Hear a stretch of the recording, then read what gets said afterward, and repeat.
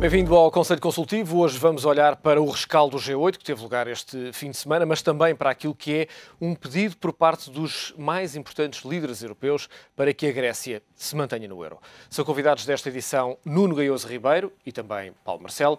Agradeço aos dois a vossa presença. Nuno, começo por si para lhe perguntar um rescaldo, obviamente necessário, deste G8, mas inconclusivo. Os líderes europeus, os líderes mundiais, aliás, estiveram reunidos nos Estados Unidos sob a recepção de Barack Obama, mas não chegaram a nenhuma conclusão relativamente, nomeadamente, ao crescimento. Não chegaram a nenhuma conclusão. Aparentemente houve até alguma tensão sobre a forma como iria ser incorporado no próprio texto as referências à crise global na União Europeia. Aparentemente também houve muita pressão, particularmente de Barack Obama, de se encontrar uma solução e se dar uma perspectiva política ao tratamento das questões europeias, mais pelo lado do crescimento e do emprego, como agora se diz, do que propriamente pelo lado das medidas de consolidação, de estrangulamento também económico, mas de consolidação financeira. A senhora Merkel tem aqui uma posição muito complicada, porque, por um lado, tem vindo a defender a necessidade dos Estados estabilizarem e de sanearem as suas perspectivas, a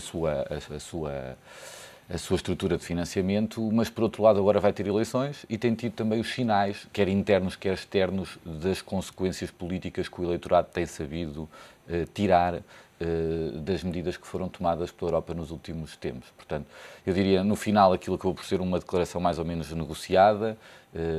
Ou uma não declaração, se me permite. Ou uma não declaração, é verdade, ou uma não declaração, mas enfim, acho que os próximos dias vão dizer qualquer coisa e certamente os próximos dias vão dizer qualquer coisa no sentido da Europa rever um pouco a forma como vinha a ser tratado estas matérias de consolidação financeira. Tem, de qualquer maneira, uma ou duas declarações, eu diria, não muito relevantes, mas tem uma declaração importante, quer dizer que era importante que a Grécia se mantivesse dentro da zona euro e, portanto, isso em si é uma declaração que, nesta altura, já tem algum valor político. Parece-lhe que é uma declaração meramente retórica ou, de facto, há alguma substância nessa declaração que foi feita? Eu acho que há alguma substância e aí todos os líderes têm dito isto e isto não é mera retórica. A saída da Grécia da zona euro tem duas consequências. Tem uma consequência imediata para o povo grego. Há quem já calcule em 50% do produto interno bruto o impacto económico que pode ter a saída da Grécia, mas depois tem um impacto óbvio para toda a Europa. Um impacto, digamos, financeiro imediato, que é, há bancos, há governos com risco Grécia, e, portanto, há um impacto financeiro imediato, mas depois há um impacto da forma como o próprio projeto europeu foi sendo tratado. E vale sempre a pena relembrar que o projeto europeu é um projeto que não nasce pelo lado financeiro, ou seja, o lado da integração monetária e o lado das medidas de consolidação financeira são os últimos progressos do processo de construção europeia, nasce como um projeto social, um projeto político, um projeto de paz, um projeto de paz no pós-guerra e, portanto, isso vai destruir também um pouco aquilo que era a forma como estava a configurar o crescimento da própria União Europeia. Portanto, eu acho que aí corresponde a um desejo inevitável. A questão, novamente, que se põe é saber, não basta às vezes uma pessoa querer muito e, portanto, proclamar é muito importante que a Grécia fique, às vezes isto tem sacrifícios. E certamente que a manutenção da Grécia na zona euro vai ter sacrifícios, a começar pelo povo alemão. E, portanto, essa é que é a grande interrogação, é saber até que ponto é que as pessoas estão dispostas a correr sacrifícios, seja os líderes políticos, sejam as nações, para garantir algo que corresponda a um bem comum, ou pelo menos a um bem comum na configuração que nós até agora tínhamos assumido. Paulo, que balanço faz deste G8? Pois, para além daquilo que o Nuno já disse, não houve muito mais. Enfim, é difícil encontrar consensos para além daquilo que foi dito, portanto, uma tónica maior no crescimento. Enfim, a cimeira foi um pouco vazia. A Rússia acabou por faltar, ou pelo menos o seu mais alto representante não esteve presente. Enfim, houve um momento alto que foi a visualização por parte dos líderes da final da Champions League e a grande dúvida é saber, quase um segredo de Estado, sobre se o Durão Barroso ou mesmo o Hollande estavam a torcer pela equipa inglesa ou pela equipa alemã e se o próprio Obama estava a torcer por um lado ou pelo outro. Mas isso não deixa de ser curioso. Paulo, permita-me interrompê-lo, não deixa de ser curioso, numa altura em que a Europa está na situação em que está, os líderes mundiais passarem para fora aquilo que é um fait divers absoluto. Não há rigorosamente nenhum sumo nesta reunião. É verdade, embora este tipo de imagens também mostra alguma tranquilidade, que é importante para acalmar. Enfim, a última semana teve uma grande tendência para a histeria, não é? para a ansiedade dos mercados, dos agentes económicos, dos cidadãos em geral. Portanto, este tipo de cimeiras, infelizmente, o que aparece para fora é sempre estas tentativas, estes sinais de dar alguma tranquilidade, e depois nós não sabemos, porque consegue-se manter uma grande descrição sobre aquilo que foi realmente discutido. E, enfim, aí já se fala, obviamente, de negociações com a Grécia para evitar uma saída desordenada da zona euro, mas, enfim, isso obviamente não aparece nos jornais e, portanto, temos muito pouca informação sobre isso. Quando olha para aquilo que têm sido as declarações nas últimas semanas, parece-lhe que, de facto, há uma tentativa de pressionar o povo grego nas próximas eleições para que... E há declarações, obviamente, extraordinariamente focadas nesse aspecto, para que os gregos, nas próximas eleições, consigam, de facto, resolver esta questão, nomeadamente dando maioria à nova democracia mais PASOK. Há claramente essa tentativa, mas a pressão é feita de uma forma mais inteligente do que no passado. Houve declarações nos últimos meses, concretamente antes das últimas eleições, que acabaram por ser contraproducentes.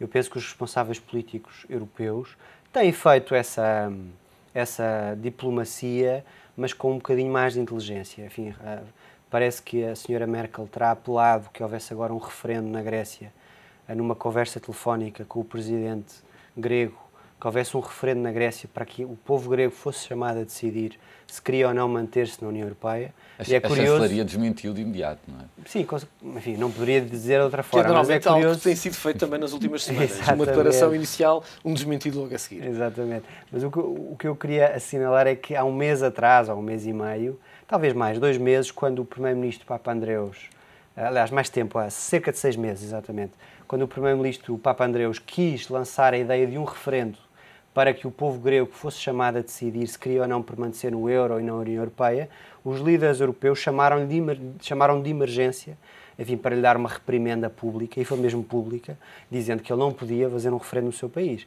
E, portanto, passado este tempo todo, é a própria, eventualmente terá sido a própria... Alegadamente. Alegadamente, essa grande discussão. Porque há algo muito interessante nesta conjuntura da Grécia, que aparentemente, enfim, pelos inquéritos de opinião e pelas sondagens, pelo que se consegue perceber, o povo grego rejeita as medidas da Troika e o memorando, mas quer ficar. E, portanto, isto parece que há aqui uma equação que não é fácil de resolver, porque a rejeição pura, sem alternativa, não é? Seria mais fácil. A rejeição do euro... Sim, a rejeição do euro tira as consequências. É mais fácil do ponto de vista de consequência política, como é óbvio. Não é só mas a rejeição do memorando, dizer assim, nós rejeitamos e depois, mas queremos ficar, ficar, jogo, mas não queremos comprar o bilhete, aquela coisa, quando eu peço aos meus filhos, querem vir ao cinema ou comer uma bola de Berlim? Não, queremos ir ao cinema e comer uma bola de Berlim. Portanto, às vezes há umas coisas que são mais ou menos impossíveis. A bola de Berlim tem aqui um significado óbvio. Não foi intencional da minha parte, mas neste caso não é muito doce. A bola de Berlim não é muito doce. A rejeição espelhada nas sondagens não é só do memorando com a Troika, é também de uma classe política, de um conjunto de partidos do centro político grego, PASOK e Nova Democracia, que nos últimos anos governaram a Grécia, com as consequências que estão à vista. E, portanto, há uma tentativa, indo para partidos do extremo, concretamente o Syriza, do eleitorado grego, acabar com esta... Enfim, com estas dinastias de poder que existem na Grécia, com estes níveis de corrupção, com este nível de mentira e de ocultação da verdade que dominou a Grécia, enfim, nos últimos 20 anos. E, portanto, há também essa rejeição. Não é só... Deixa-me usar uma expressão um bocado inadequada para a televisão, mas os italianos têm uma expressão muito vulgar, que é: não se pode ter a mulher bêbada e a garrafa cheia. E aqui é um bocadinho isto, quer dizer, o povo grego não pode ter na equação algo que não seja um esforço de consolidação financeira. Esse esforço tem que existir. É evidente que o memorando pode ser aliviado, pode ser os prazos de certas metas podem ser dilatados, a forma como isso atinge pode ser melhorada, mas é evidente que não pode haver, eles não se podem manter na eurozona sem fazer um esforço de consolidação financeira e, portanto, passar a imagem, ou pelo menos haver quem alimente politicamente alguma ideia de que isso é possível suceder, isso é a equação impossível, verdadeiramente. Não é? E esse é que é o risco. Portugal tem muito que aprender com a Grécia, não é? Também com a má experiência da Grécia. Nomeadamente em quê, Paulo? Nomeadamente na tentativa, enfim, que os 2 maiores partidos portugueses, penso que ainda se têm mantido fiéis, pelo menos a esse objetivo, de haver um consenso político sobre o essencial das reformas que têm de ser introduzidas em Portugal. Enfim, com mais ou menos contratempos, PS e PSD em Portugal têm mantido esse consenso. Recordo que o Partido Socialista se absteve no último Orçamento de Estado, recordo que o Partido Socialista se absteve na votação das últimas alterações do Código de Trabalho na semana passada e, portanto, naquilo que é essencial, apesar de tudo, enfim, para além de algumas declarações do líder socialista, onde se quer demarcar um pouco mais da atual governação, tem havido um consenso sobre isso, o que marca uma grande diferença naquilo que aconteceu na Grécia, e para melhor, claramente, para melhor, e sinaliza uma atitude política mais responsável, mais prudente, que nos tem beneficiado muito.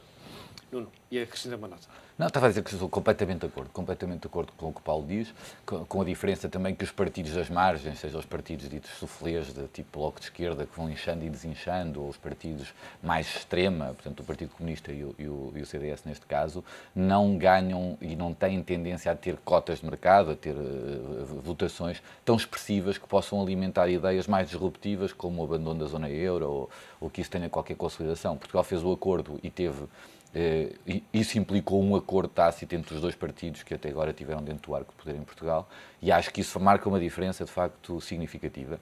É preciso que os governos no poder, seja este, seja o outro, consigam ir gerindo essas diferenças, porque o facto de haver um acordo e um consenso sobre o pedido de resgate e sobre o próprio memorando, não significa que na execução tenha que haver um acordo pontual em todas as matérias, ou que não deixe de ser feito esse esforço político, e nesse aspecto também devíamos saudar um bocadinho esta semana o facto do líder da oposição ter sido chamado novamente a conversa com o Primeiro-Ministro e, portanto, se ter reatado algo que estava um bocadinho perdido, um bocadinho nebuloso nos últimos tempos, que era a forma como o diálogo entre o principal partido da oposição e o Primeiro-Ministro uma reunião que acontece no regresso da Troika a Portugal. Parece-lhe que é significativo, Paulo, essa reunião acontecer exatamente na semana em que a Troika regressa a Portugal? Sem dúvida, não é uma mera coincidência. Recordo que António José Seguro vai a Belém na semana passada, está reunido com o Presidente da República e depois está 2 horas reunido com o Primeiro-Ministro, com o qual tem uma boa relação pessoal, pelo menos, não sei se mantém, espero que sim, espero que isso se consiga manter, apesar das divergências políticas.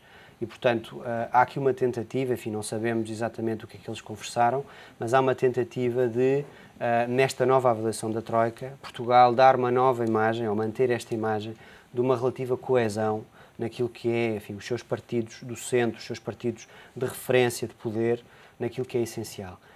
Há um outro ponto que me parece muito marcante e que marca também a diferença entre Portugal e a Grécia, é que o Partido Social Democrata, que neste momento está no governo, juntamente com o CDS, acreditam nas reformas que estão a fazer.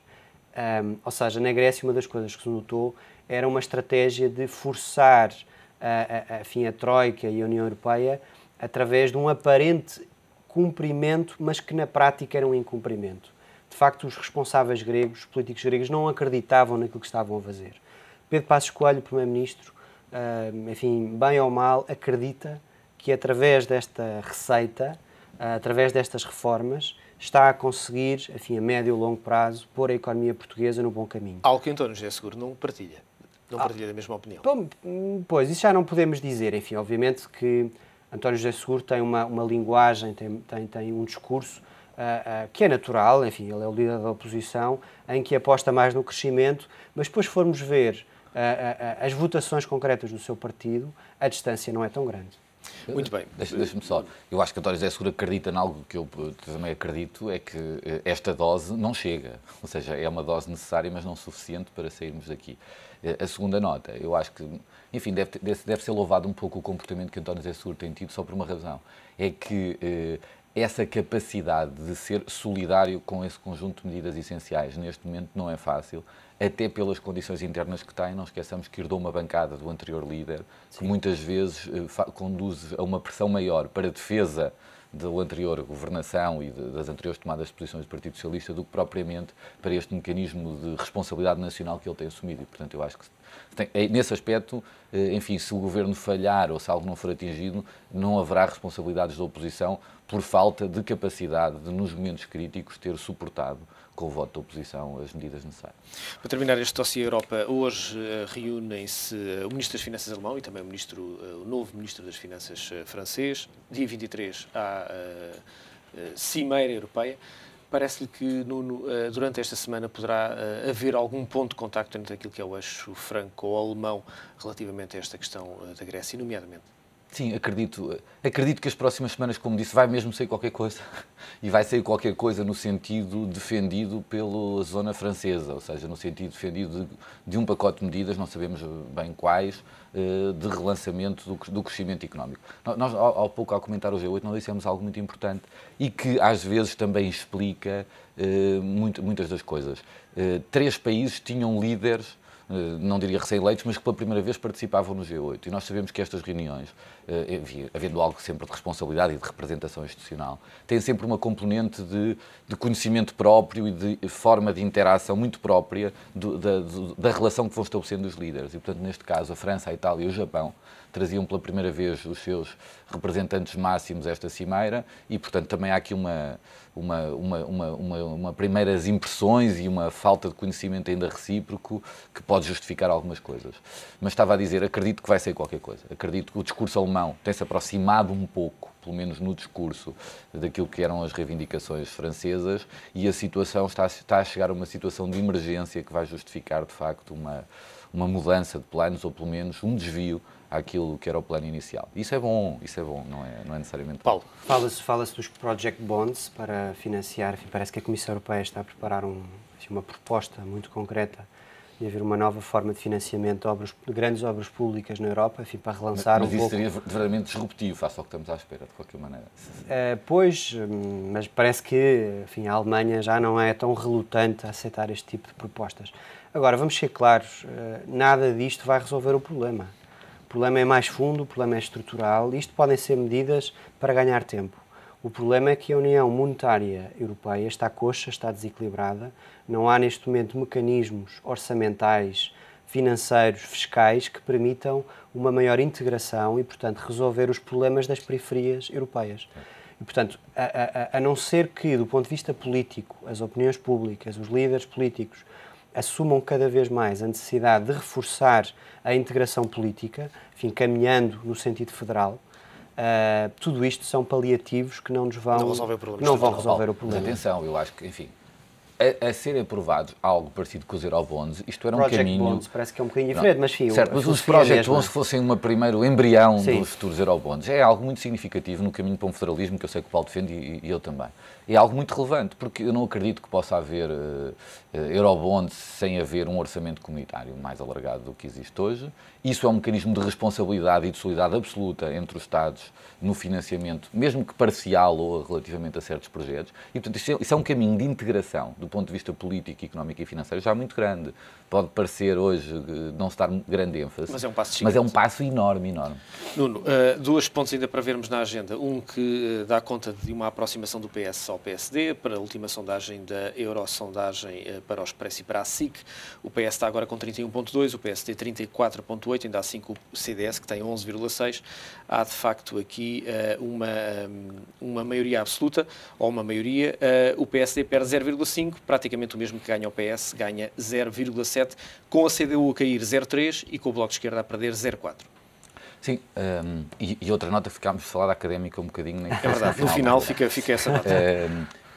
Enfim, também aqui eu diria nada de substancialmente não expectável. Ou seja, o Governo tem feito por necessidade extrema de urgência deste contexto, mas também porque é normal nos governos. Os governos tendem muito no primeiro ano de mandato a aplicar a dose de terapia extrema, porque depois terão, teoricamente, 2 anos para aliviar um pouco as medidas que escolhem. José Sócrates fez assim no passado, Durão Barroso também, até o próprio António Guterres sem uma extrema necessidade. As medidas mais impopulares são tomadas, teoricamente, durante os primeiros 12 meses. E, portanto, Passos Coelho, enfim, não podia fazer outra coisa, neste caso não foi só por opção, foi por necessidade e por urgência, e é normal que isso traduza num maior desconforto do eleitorado, numa maior tendência de reforçar os partidos da oposição. Mas ainda assim uma queda ligeira, não é? Sim, uma queda ligeira, não é nada de muito significativo. Não consigo fazer uma leitura de uma interpretação direta entre estes resultados e o que se passaria, ou um desejo de mudar politicamente, para ser muito honesto. Há algo muito significativo, de qualquer maneira, que é positivo. Teoricamente, os líderes da oposição nunca são muito populares. e particularmente quando foram recém-eleitos. E António José Seguro tem um grau de popularidade surpreendente neste contexto, e um grau de aprovação. A seguir a Paulo Portas, isso é destacar até pela forma como tem sido criticado sucessivamente. Não, dentro dos líderes, era apenas uma ironia. Apesar de tudo beneficia, porque o CDS sobe a 0,9, quase 1%, quando o PSD perde meio ponto percentual, são os dois partidos de governo, Paulo. Pois, mas o surpreendente, diria eu, é os resultados aparentemente, enfim, ainda positivos do PSD e CDS, enfim, com o desemprego, com os níveis que atingiu nos últimos meses, com a crise económica, com a crise económica aguda que estamos a verificar no país. O que surpreende é que, apesar de tudo, PSD e CDS, apesar de todas estas medidas difíceis, estas reformas impopulares, muitas delas são enfim, quase históricas na sua concretização, como é que, apesar disso, conseguem ter estes resultados? Que esses resultados são mais mérito de quem está a implementar as medidas e o povo português percebe que essas medidas são as necessárias, ou porque a oposição não consegue desmontar ou apresentar uma outra solução para atingir o mesmo objetivo? Um pouco das duas coisas. O Partido Socialista continua a ter o peso do passado. Enfim, as pessoas não se esquecem num ano enfim, das consequências de 6 anos e meio de governação do Partido Socialista e de José Sócrates em concreto, e, portanto, o PS ainda não conseguiu descolar dessa imagem. Por outro lado, este governo, concretamente o Primeiro-Ministro Pedro Passos Coelho, tem revelado uma atitude e um registro político muito interessante. Enfim, é um bom comunicador, expõe-se bastante a explicar as medidas, o que pode agora causar alguns problemas, enfim, uma vez que o núcleo político do governo é curto, são poucas pessoas, e um dos seus membros, Miguel Relvas, tem sido muito atacado nas últimas semanas e, portanto, o Primeiro-Ministro fica ainda com maior necessidade de defender o seu número 2 político, uma vez que o número 2 do Governo, obviamente, é o Ministro das Finanças, e, portanto, de expor ainda mais, e que, enfim, que todos sabemos que quando o Primeiro-Ministro dispõe muito ou tem necessidade de expor muito, enfim, a possibilidade ou a probabilidade de cometer gafes aumenta e isso pode causar um desgaste na imagem do Primeiro-Ministro, com reflexo nas sondagens. Paulo, por falar no número 2 do número 2 de Passos Coelho, relativamente aqui à questão mais política, Miguel Relvas, a semana passada viu-se envolvido numa situação, num caso com o Jornal Público. Comentário lhe merece este dossiê Relvas Público? Pois, em primeiro lugar, não sabemos ainda quais são os factos que realmente aconteceram. Há aqui duas versões dos acontecimentos, uma do Ministro Miguel Relvas, outra do Jornal Público, e dentro do próprio Jornal Público há várias versões, enfim, desde a diretora que garantiu que o assunto estava ultrapassado e que o Ministro tinha pedido desculpa, à editora de política, à própria jornalista, que terão sido alvo direto dessas pressões. Portanto, eu diria que é muito cedo para estar aqui a tirar conclusões. Mais vale, enfim, sobretudo na situação de emergência que o país vive, esperarmos alguns dias ou algumas semanas pelo resultado do inquérito que vai ser promovido e que está a ser desenvolvido pela entidade reguladora da comunicação social e depois, a partir daí, comentarmos. Porque até lá, penso que estamos no fundo, a comentar alegações ou acusações sem saber exatamente o que é que aconteceu. Não quero acrescentar uma nota a este caso. Eu tendo a concordar, o que é perigoso, muitas vezes aqui com o Paulo Marcelo, neste caso concordo. Enfim, há manifestamente algo que há um dissenso aparente em algumas posições que são tomadas no público entre o Conselho da Redação, a direção e a própria estrutura de jornalistas. Isto também quer dizer qualquer coisa. Segundo, o Ministro Miguel Relvas ainda não desmentiu que não tenha feito aquele tipo de pressão. Ou que houve o telefonema, não é? Ou que houve o telefonema, o que também quer dizer qualquer coisa, porque a direção do público depois desculpa-se, isto é, diz que Miguel Relvas apresentou um pedido de desculpas. Enfim, acho que há aqui pequenas coisas. Acho que há um pano de fundo que é normal acontecer. Os políticos tendem sempre a ver muitas das notícias e muita da atividade jornalística que não reconhecem ou que não gostam ou que lhes é desfavorável como algo intencional. Isso é errado. Não quer dizer que não haja jornalistas que tendam a opinar mais do que a ser objetivos ou que, enfim, tenham preferências. Os jornalistas são pessoas como outras quaisquer, portanto, têm preferências e muitas vezes são incompetentes. Acontece em todas as classes profissionais. E, por outro lado, dentro dos jornais, e houve uma coisa que o público disse que eu acho que se deve reter, os jornais e os órgãos de comunicação social são muitas vezes sujeitos a pressões. E na maioria dos casos, quando essas pressões não apresentam um ilícito, verdadeiramente, resolvem não as divulgar, o que também é saudável, porque, enfim, o mundo também é feito de pressões na relação que há entre vários tipos de poderes. Deixe-me exercer a pressão do tempo sobre o que está a dizer, certo, para lhe pedir apenas um último comentário, porque temos só 30 segundos do final, sobre essa pressão que a sua académica conseguiu impor. Sim, eu queria dizer isto, enfim, eu sou benfiquista de coração e sou da académica também. Fica aqui público que o Nuno exerceu pressão para que este assunto tivesse em cima da Exerci pressão por duas coisas e vou ser muito rápido. Falta a gravata. Vou dizer por duas coisas muito rápidas. Eu sou sócio académico há 40 anos e estudei em Coimbra e tenho uma relação familiar muito grande com Coimbra. A académica é um clube a quem muita gente tem um sentimento de pertença diferente dos outros clubes de futebol. Porque foram estudantes, porque é um clube simpático e esta vitória, enfim, eu acho que, primeiro, é uma coisa que todos temos que celebrar e que o país gosta e que nos deixa mais animados e que nos deixa fora desta discussão. E a segunda coisa, permite à académica pensar outra coisa, que é como é que passam 73 anos sem ganhar nada. Um clube que tem condições únicas e essas condições únicas é atrair futebolistas para poderem exercer a sua atividade, que é extremamente exigente do ponto de vista profissional, conciliando-o com estudos, que é uma coisa que a cidade possibilita e que o clube possibilita e que a académica usa pouco.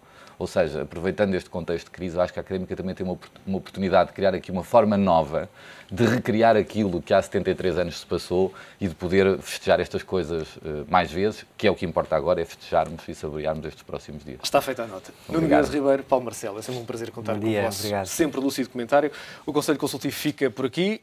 O resto, um bom dia.